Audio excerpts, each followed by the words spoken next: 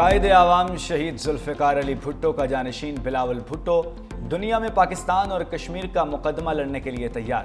وزیر اعظم نے سفارتی محاذ پر بھارت کے خلاف کمانڈ بلاول بھٹو کو سونپ دی۔ دنیا بھر میں ہندوستان کا مکروہ چہرہ بے نقاب کرنے کے لیے بلاول کی سربراہی میں 7 رکنی ٹیم کا اعلان۔ ہینا ربانی کھر، مصدق ملک، خرم دستگیر، فیصل سبزواری، تہمینہ جنجوعہ، جلیل عباس جیلانی شامل۔ پاکستان کا سفارتی اسکواڈن بلاول بھٹو کی قیادت میں یورپ، امریکہ سمیت مختلف ممالک کا دورہ کرے گا۔ بلاول بھٹو نے ایکس پر پیغام میں لکھا، وزیر اعظم نے وفد کے ہمراہ عالمی سطح پر پاکستان کی نمائندگی کی درخواست کی۔ پاکستان کی نمائندگی کی ذمہ داری قبول کرنے پر فخر ہے۔ بھارت خطے اور پاکستان میں دہشت گردی کی سرپرستی کر رہا ہے۔ جنگ بندی کی درخواست بھارتی وزارت دفاع نے کی، جسے ہم نے قبول کیا۔ D G I S P R lieutenant general Ahmed Sharif Chaudhry کی آٹی عربیہ سے خصوصی گفتگو۔ ترجمان پاک فوج سے کہا، بھارت حقیقت چھپانے کے لیے جھوٹے بیانیے کے پیچھے چھپ رہا ہے۔ پہلگام واقعے کے چند منٹ بعد بھارتی میڈیا نے پاکستان پر الزام لگانا شروع کر دیا۔ بھارت نے پاکستان کی غیر جانبدارانہ تحقیقات کی پیشکش کو رد کیا۔ D G I S P R کا سفارتی محاذ پر کامیابیوں کا خصوصی ذکر۔ لیفٹیننٹ جنرل احمد شریف نے کہا، ہماری سفارتی کور نے زبردست کام کیا، جس نے انتہائی فہم و فراست سے غیر معمولی انداز میں عالمی برادری کو انگیج کیا۔ وزیر اعظم اور ایرانی صدر کا ہم رابطہ۔ شہباز شریف نے آئندہ ہفتے ایران کے دورے کی دعوت قبول کر لی۔ وزیر اعظم نے بتایا، بھارت کے بلا اشتعال حملوں میں خواتین، بچوں اور معصوم شہریوں کی شہادت ہوئی۔ بھارت کی سنتاس معاہدے کی خلاف ورزی کی کوشش پر تشویش کا اظہار۔ بتایا، بھارت کے اس اقدام کو غیر قانونی اور پاکستان کے لیے سرخ لکیر سمجھتے ہیں۔ جموں کشمیر کا تنازع جنوبی ایشیا میں عدم استحکام کی بنیادی وجہ ہے۔ مسئلہ کشمیر کا منصفانہ حل ہی پائیدار امن کی ضمانت ہے۔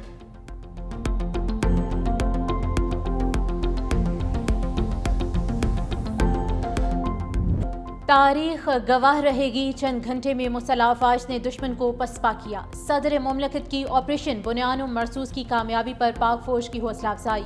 گوشانوالہ کنٹونمنٹ کا دورہ کیا۔ Army chief general Syed Asim Munir نے استقبال کیا۔ صدر مملکت کی مارکہ حق میں کامیابی پر مسلح افواج کی پیشہ ورانہ مہارت کی بھی تعریف۔ کہا، آرمی چیف کے مشکور ہیں جو آج ہم دشمن کی آنکھ میں آنکھ ڈال کر دیکھ سکتے ہیں۔ بھارت کو پتہ چل گیا ہوگا کہ اصل جوانوں سے مقابلہ کیا ہوتا ہے۔ صدر مملکت نے افسروں اور جوانوں سے ملاقات کے دوران بلند حوصلے کو سراہا۔ آپریشن بنیان مرصوص کی کامیابی پر دل کی گہرائیوں سے مبارکباد۔ دفاع وطن کے لیے جانوں کا نذرانہ پیش کرنے والے شہداء کو خراج عقیدت پیش کیا۔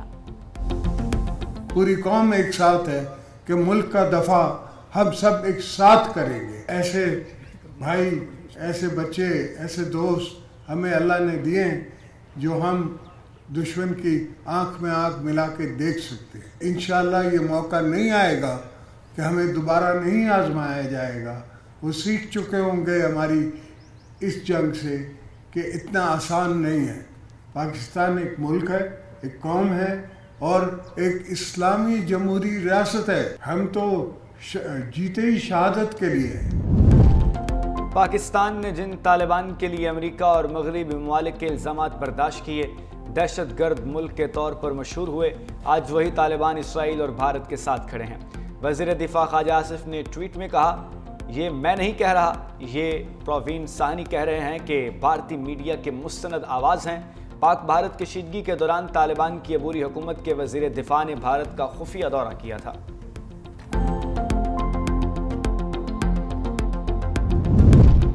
مودی کی ناکام سفارتکاری عالمی سطح پر بے نقاب۔ بی بی سی نے پوسٹ مارٹم کر دیا۔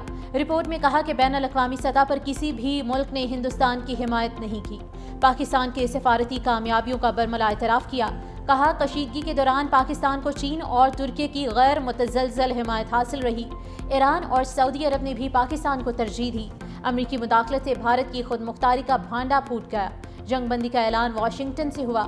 بھارت کی لاکھ کوششوں کے باوجود ٹرمپ نے دہشت گردی کا ذکر تک نہ کیا۔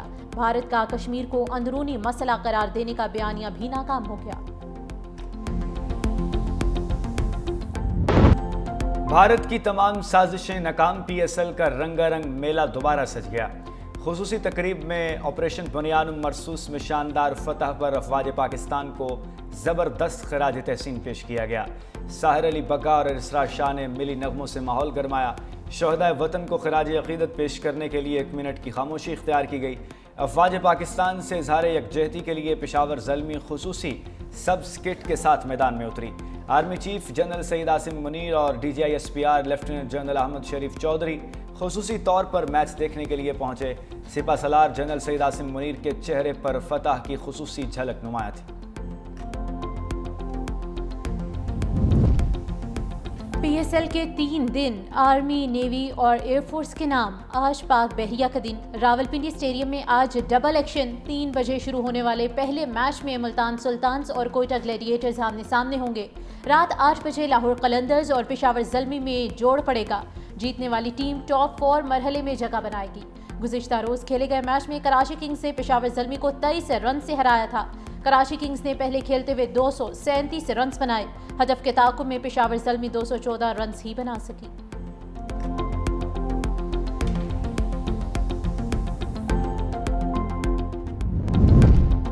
کتنے جنگی طیارے گرے؟ سوال مودی کی چھیڑ بن گیا۔ کانگریس رہنما راہل گاندھی نے بھی حکومت سے سوال کر لیا۔ کہا مودی سرکار بتائے کہ اس اقدام کے بعد بھارتی فضائیہ کو کتنے طیارے کھونا پڑے۔ آپریشن سے متعلق پاکستان کو آگاہ کرنا بھارت حکومت کا سب سے بڑا جرم تھا، جس سے بھارتی افواج کو بڑا نقصان ہوا۔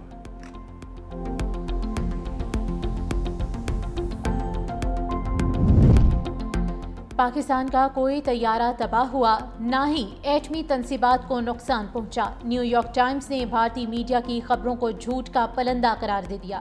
امریکی اخبار نے انکشاف کیا کہ بھارت کے معروف ٹی وی چینلز آج تک اور نیوز 18 نے قوم پرستی کے جوش کی آڑ میں من گھڑت کہانیاں نشر کیں۔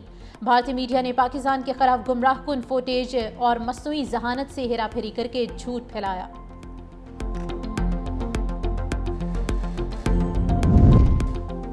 بھارتی حکومت نے آپریشن سندور میں لڑاکا طیاروں کا نقصان چھپایا۔ اگر جنگ بندی کی پیشکش پاکستان نے کی تو سیز فائر کا اعلان امریکہ نے کیوں کیا؟ دیوائر کی مودی حکومت سے سوالات۔ آپریشن سندور کو پاکستان پر الزام دھرنے کی سیاسی چال قرار دے دیا۔ رپورٹ میں پوچھا آپریشن سندور کے نتائج پر خاموشی کیوں؟ بھارتی فضائیہ کو نقصانات ہوئے یا نہیں؟ مودی حکومت کیا چھپا رہی ہے؟ آپریشن سندور سے پہلے سرحدی علاقوں سے شہریوں کا انخلا کیوں نہ کیا؟ امریکی ثالثی کو ہمیشہ مسترد کرنے والا بھارت اب خود ٹرمپ کے قدموں میں کیوں گرا؟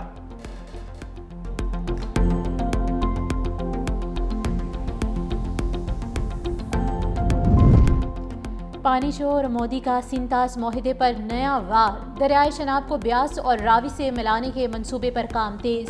پاکستانی آبی ماہرین نے سنگین انتباہ جاری کر دیا۔ کہا بھارت دریائے شناب کو بیاس سے جوڑنے کے لیے جسپا ڈیم پر کام کر رہا ہے۔ دونوں کو ملانے کے لیے 23 کلومیٹر لمبی کنکریٹ سرنگ تعمیر کی جا رہی ہے۔ پانی رنجیت ساگر ڈیم کی طرف موڑا جا سکے گا جو 2001 میں راوی پر تعمیر ہوا تھا۔ برطانیہ کا سینتاس معاہدہ برقرار رکھنے کے لیے کردار ادا کرنے کا اشارہ۔ میڈیا سے گفتگو میں برطانوی وزیر خارجہ ڈیوڈ لیمی کہتے ہیں پاکستان اور بھارت پر معاہدے کی پاسداری پر زور دیں گے۔ امریکہ اور خلیجی ممالک سے مل کر جنگ بندی کو پائیدار بنانے کے لیے کام کر رہے ہیں۔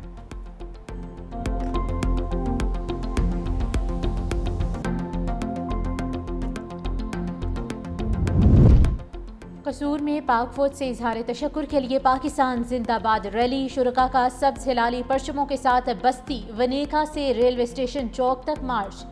ریلی میں شریک سینکڑوں مزدوروں نے پاک فوج زندہ باد کے نعرے لگا کر اظہار یکجہتی کیا۔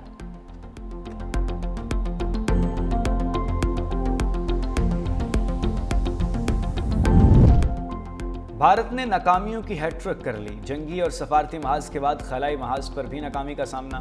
بھارت کا سیٹلائٹ تجربہ ناکام ہو گیا۔ راکٹ مدار تک پہنچا، نہ ہی سیٹلائٹ کی تنصیب ممکن ہو سکی۔ بھارتی اسپیس ایجنسی اسرو کے سربراہ نے تجربے کی ناکامی کا اعتراف کر لیا۔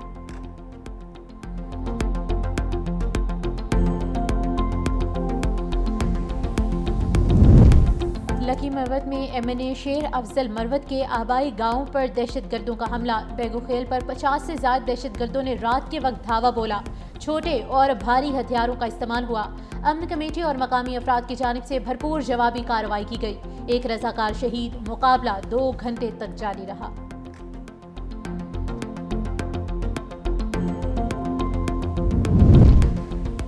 20,000 ارب روپے حجم کا وفاقی بجٹ 2 جون کو پیش کیے جانے کا امکان۔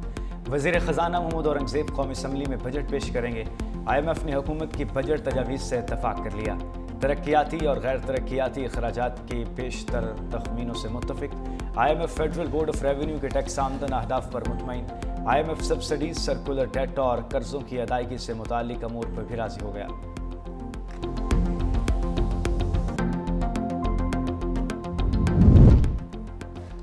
وفاقی حکومت کا بے نظیر انکم سپورٹ پروگرام کے بجٹ میں 20% اضافے کا فیصلہ، IMF کو آگاہ کر دیا۔ آئندہ مالی سال BISP کے لیے 716 ارب روپے مختص کیے جائیں گے۔ جنوری سے سماہی رقم 13,500 سے بڑھا کر 14,500 روپے کر دی جائے گی۔ بے نظیر انکم سپورٹ پروگرام سے 1 کروڑ خاندان مستفید ہوں گے۔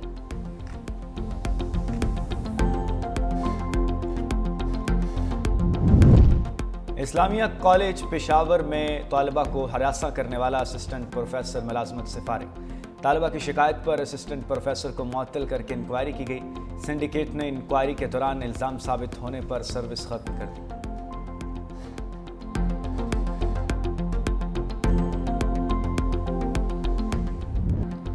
لاہور سمیت پنجاب بھر میں گرمی کا راج برقرار، شہری گرمی سے بحال۔ محکمہ موسمیات نے لاہور کا پارہ 43 ڈگری تک جانے کی پیش گوئی کر دی۔ ہیٹ ویو کا الرٹ بھی جاری، شہریوں کو بلا ضرورت گھروں سے نکلنے کی ہدایت۔ اگلے 3 دن بھی سورج قہر برساتا رہے گا۔ پنجاب، سندھ اور بلوچستان میں درجہ حرارت 4 سے 6 ڈگری زیادہ رہے گا۔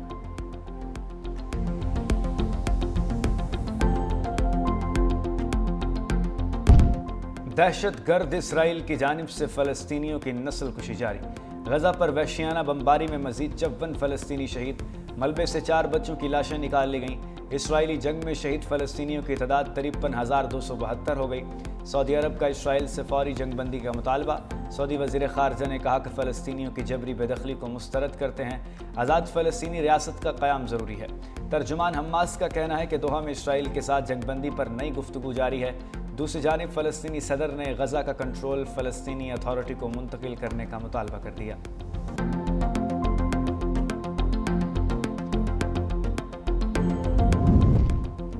روس کا مذاکرات کے 2 روز بعد ہی یوکرین پر بڑا حملہ، 9 افراد ہلاک، درجنوں زخمی۔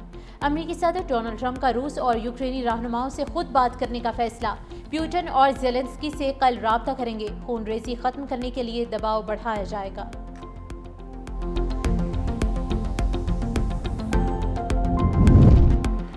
امریکہ میں شدید طوفانی بارشیں، 21 افراد ہلاک، درجنوں زخمی۔ ریاست کنٹکی میں 14 جبکہ میزوری میں 7 افراد ہلاک ہوئے۔ طوفانی ہواؤں کے باعث درجنوں درخت اکھڑ گئے، 5,000 سے زائد گھر متاثر ہوئے، 5.5 لاکھ گھروں کی بجلی کی فراہمی معطل۔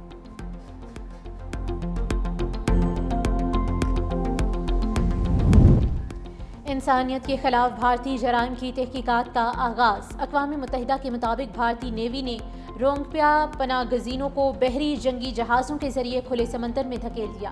بھارتی حکومت کا اقدام انتہا پسند ہندوتوا سوچ میں لپٹی نسل کشی کی بھیانک مثال ہے۔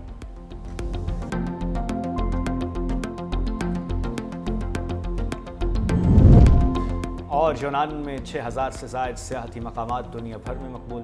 سیاحوں کی آمد دن بدن بڑھنے لگی ہے۔ رش کی وجہ سے ہوٹلوں کی جگہ ملنا مشکل ہے۔